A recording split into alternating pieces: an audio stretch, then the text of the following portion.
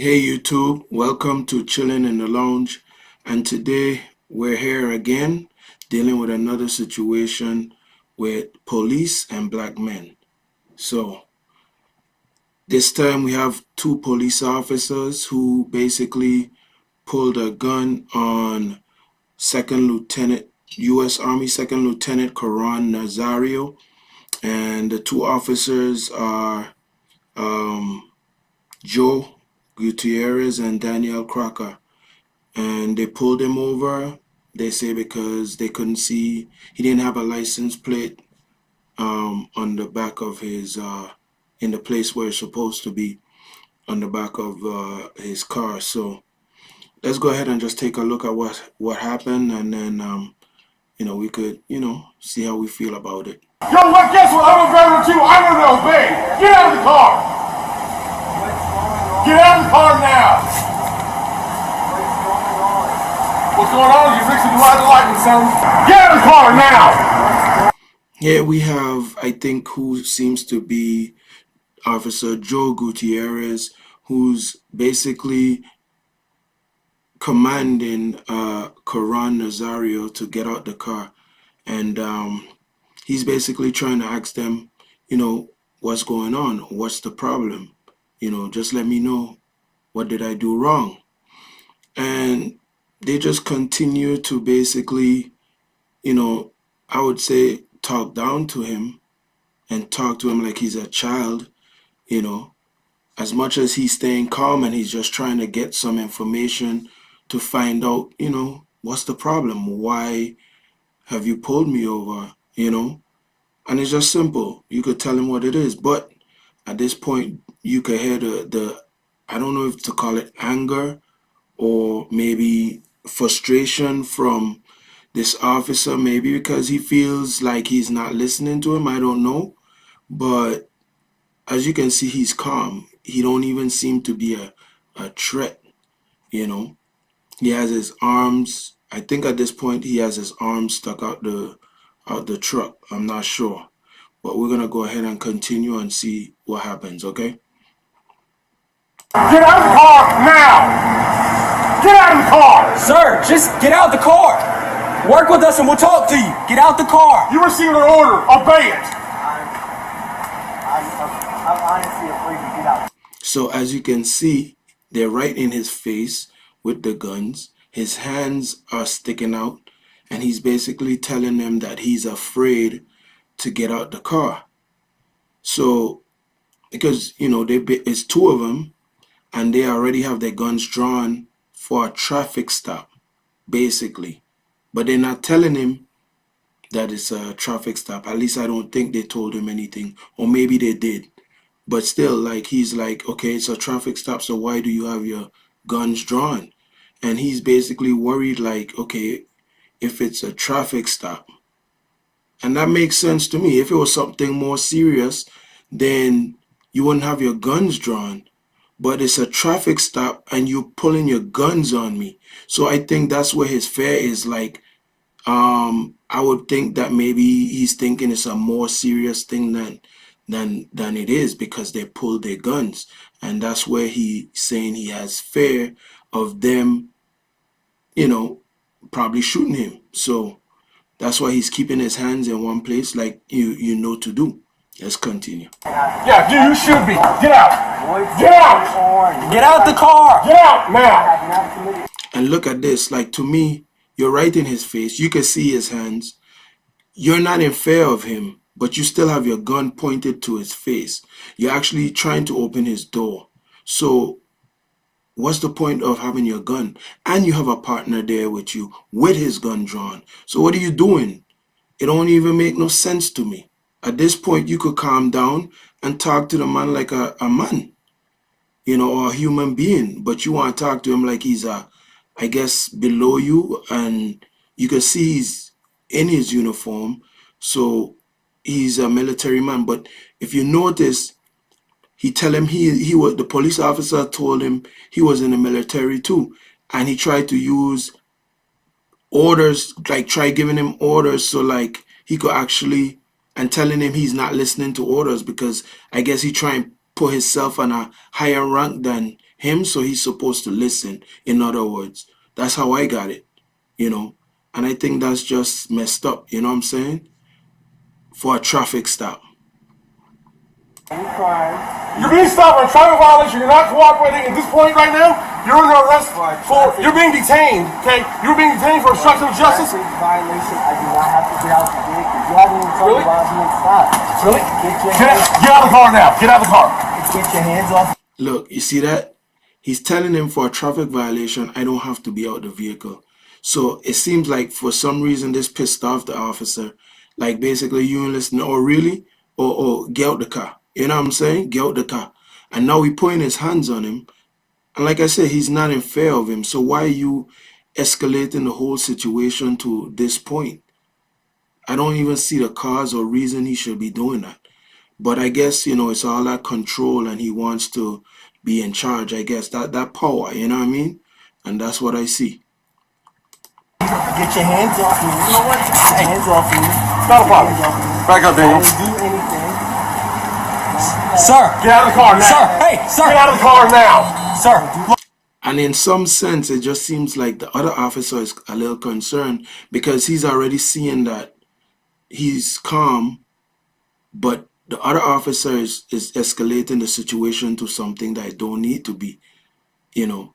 So he's trying to talk to the driver, which is Caron Nazario, and I guess to get him to comply, but he's not doing anything wrong. So why don't you tell your partner to calm down? But I guess the partner is the one with the experience. He's probably the more how you call it, you know, maybe superior or whatnot.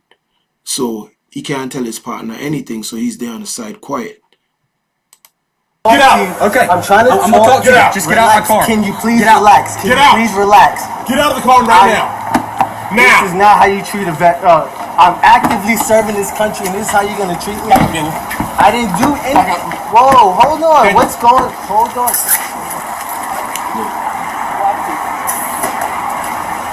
And 4 OCs deployed. Get out of the car. So look how he just sprayed the stuff in his face. He wasn't being belligerent. I mean, yeah, he don't want to get out the car, but it's a traffic stop.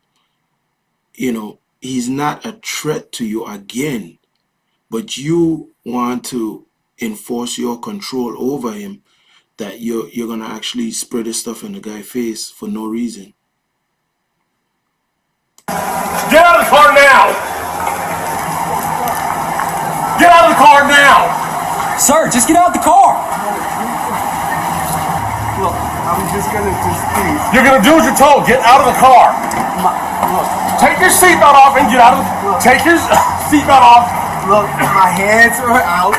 Take your seatbelt off and get out of the car. My hands are out. Don't reach in there, Daniel. Don't reach in there. My hands are out. What are you, a specialist, corporal? What are you? I'm a lieutenant. Lieutenant, get out of the car. Take your seatbelt off and get out of the car. You made this way more difficult than it had to be. If you just comply, get out of the car. I'm reaching for my seatbelt. Do you see how he's talking to him? And the man is still calm. And he's been calm ever since. You know, I don't get it. Like, this is why people get upset. And this is why people react the way they do when it comes to police. You know, they escalate the situation, but they blame it most of the times on the actual person the you know, person they're following or pulling over. You know, in this situation, I'll just say that he's escalating the whole situation. The man just wants some answers and he's calm. He's not reacting. He's not doing anything to cause a problem or to even be a threat. But look at the way he's being treated. Fine. Take your seatbelt off and get out of the car. Straight on the ground. Straight onto the ground. Ma'am, you leave, please. Down. Let's go. Let's go. Available. Get on the ground. Get on the Can ground. you please talk to Get me on the about ground what's now. going on? And he's asking him for the commanding officer.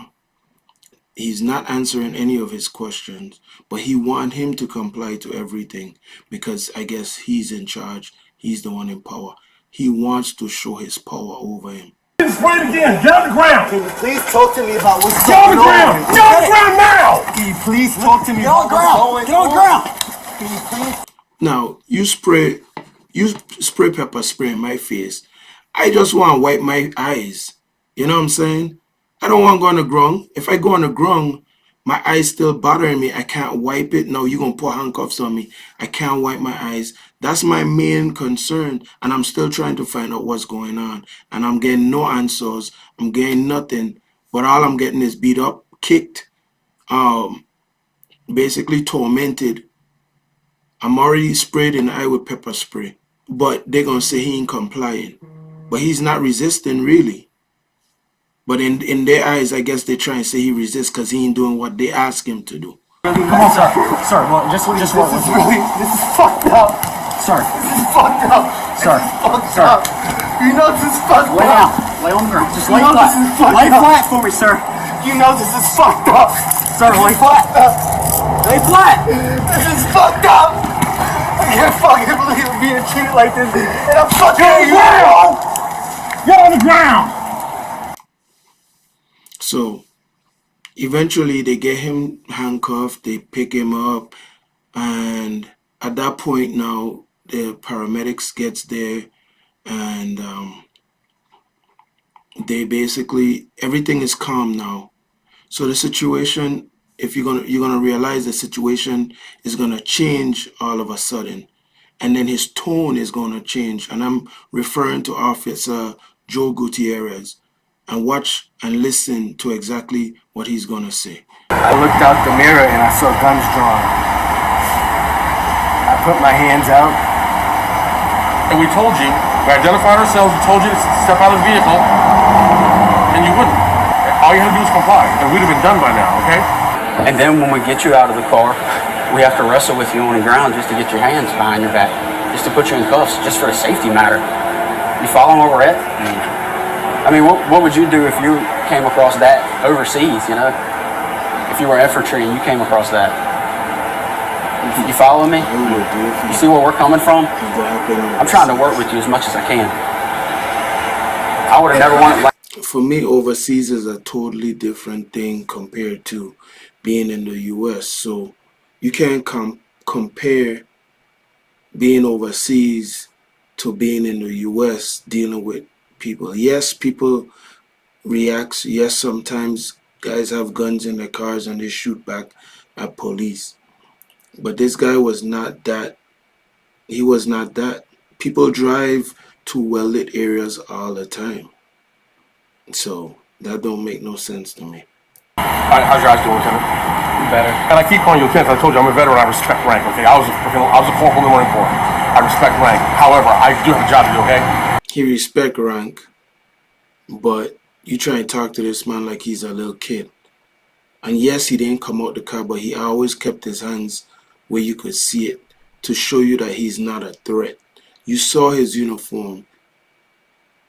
You listened to him be calm this whole time. So I don't think you respect rank, honestly. Okay? I just talked about Chief of Police. You asked for a superior. He's off, obviously, right now. It's Saturday. I called him. He came out. We talked. Here's how that's what I was thinking. I told him what I wanted to do. He said, that's no problem. Two ways we can handle this. We can either sit here with you until you get your eyes back where you can see, and I mean at a good distance so you're safe to drive, okay? And you're going down the road. Go do your deployment. Go continue serving my country, which I respect and I thank you for, okay? Or we can push the issue, write you tickets for no license plate displayed, and for obstruction of justice. I don't even go that route because that route makes the Army get involved, and I know how they are. You don't know this. The Army, he'll vouch for it because he's been in and he's got friends that are legal officers. I know. The military is the only place. The military is the only place where double jeopardy exists legally. Because whenever we do to him, the Army can turn around and jam him for the same thing. I don't want to see that happen. You're obviously a second lieutenant. You ain't been in very long. But if you plan on making this a career or even 6 years or whatever, it's up to you. I don't care. There's no need getting this on your record. I don't want your record. However, it's entirely up to you. If you want to fly fight it and argue. I mean, and I don't mean that disrespectfully, okay? I mean, you have that right as a citizen. If that, He's saying it, but it just sounds like, listen, you have one option basically. If you want to make, or two options, I'll say two options. If you want this thing to come back on you and be a problem for you, you and just calm down, let your eyes clear up, and then when you're safe to drive, you're gonna go about your business.